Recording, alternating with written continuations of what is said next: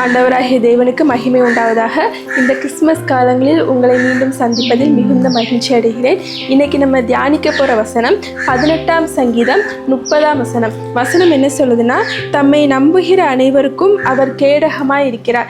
அதாவது கேடகம் அப்படின்னா ஒரு தற்காப்பு கருவி. பல்வேறு இந்த அம்புகள், ஆயுதங்கள் அவற்றிலிருந்து ஒரு போர்க்களத்தில் அவற்றிலிருந்து பாதுகாக்க பயன்படுகிற ஒரு கருவியாக இருக்குது.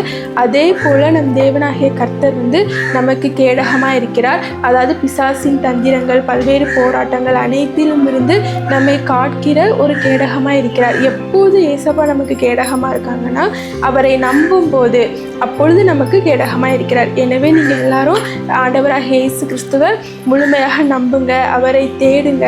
அப்பொழுது நம் தேவனாகிய கர்த்தர் நம் வாழ்க்கையில் கேடகமாக இருப்பார். கர்த்தர் தாமே இந்த வார்த்தைகளை ஆசீர்வதிப்பாராக. God bless you all.